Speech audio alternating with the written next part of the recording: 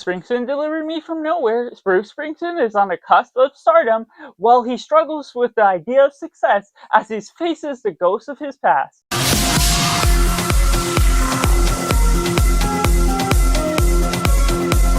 Hello and welcome Cinema, where we focus on the film. I'm Josh, this is Simply Cinema. Let me know down in the comments below what you thought of Springsteen delivered me from nowhere. Was it good, was it bad, or somewhere right in the middle?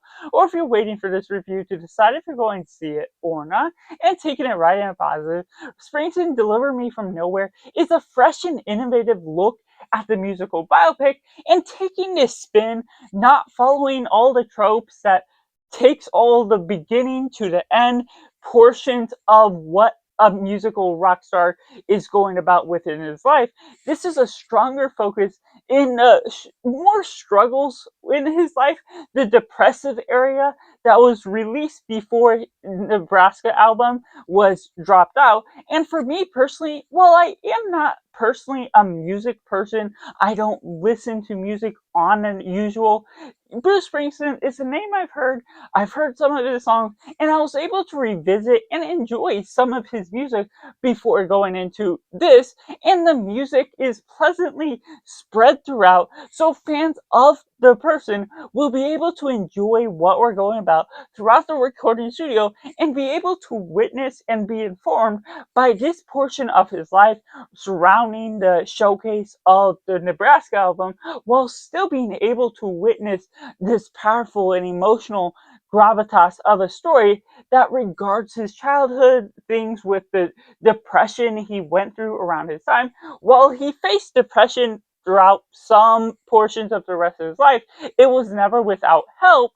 And this one was an interesting display of work that Scott Cooper, as a director, has done a couple musical numbers of these rock stars before, and I enjoyed what we got out of this just as well. And the fact that it diverted from the usual biopic just was something that really spent time on the details. While I am not informed of all of Bruce Springsteen's life, there was still something for me to dissect out of it, for me to really enjoy the grounded storyline that I typically lend myself into. And for fans of Bruce Springsteen, you'll be able to gain a little bit more knowledge if you hadn't already known so much more about the details of this specific era. So just going about with this story, there's a well performed look at the cinematography, a great performance from what we get out of Edgar Jaron Wright and also Jeremy Strong, that we're creating some great backgrounds to the cast, to how we dissect these characters, making it feel fictional because you're getting so much more details, but knowing it's real is something that strikes a chord much closer to home, especially when we get more into the third act. It ends with something that's a little bit more of what you're setting up this story with. And while there is flashbacks spread throughout, things regarding his father, because it leads on to the fatherhood story, that's some of the struggles of his past, is the trauma that he has to deal with.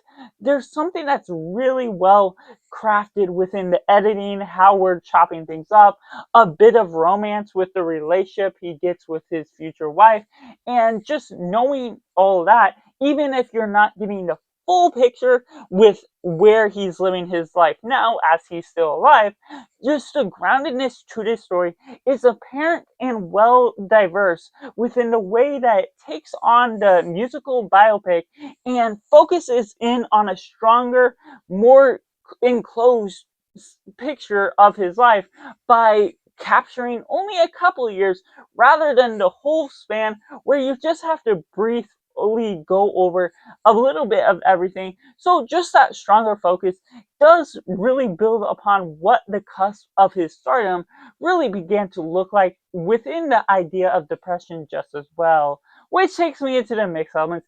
It is important to note that this is not of the usual musical biopic, so those that love the tropes and everything following along those lines will maybe be a little bit thrown off. And in general, I was kind of thrown off just by the usual picture, not necessarily knowing as much about Bruce Springsteen. It was so informative, so that is the positive.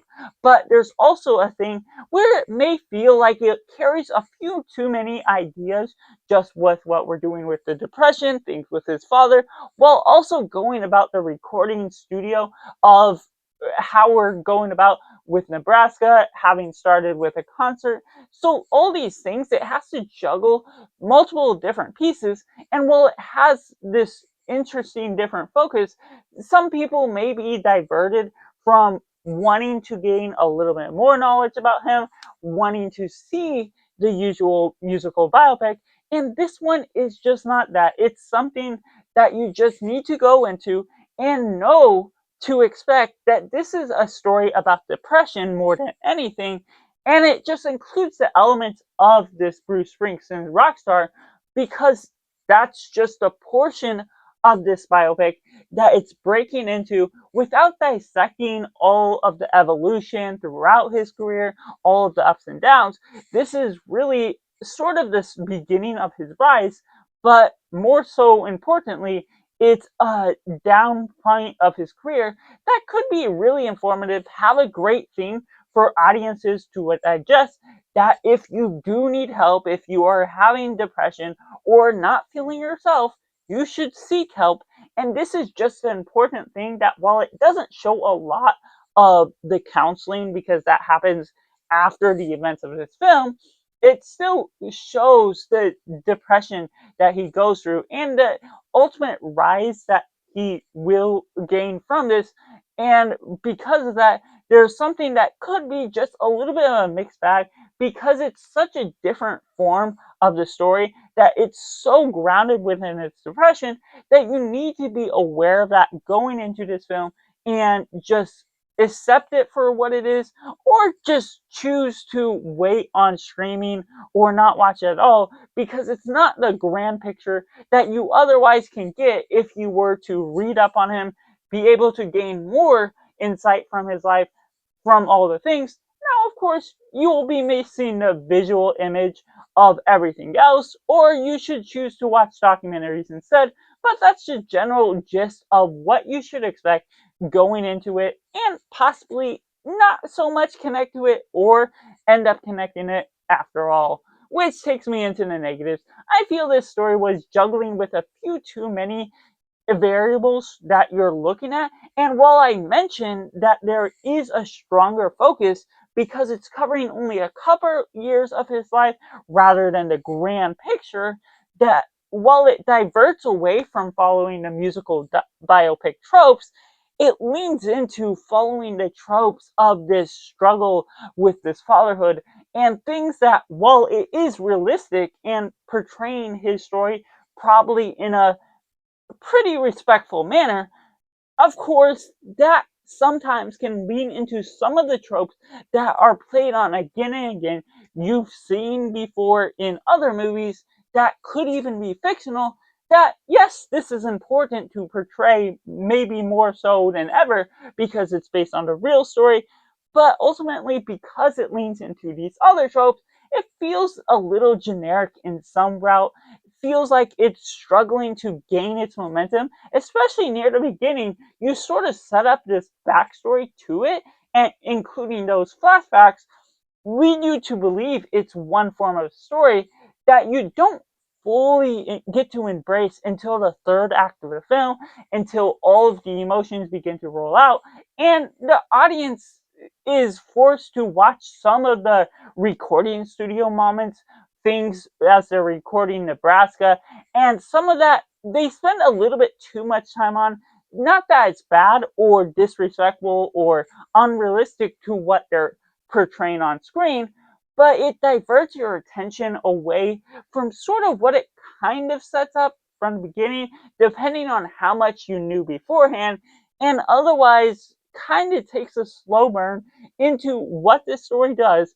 While that is appropriate of a slow burn for what we're embracing out of the story as a whole, because this is a narrative that is pretty grounded, it ultimately can slow the pacing of the story down from what you're ultimately wanting to focus on, what you're trying to grasp of what this film is trying to put out with its messaging, because otherwise there's a need for them to have chosen this point of his life.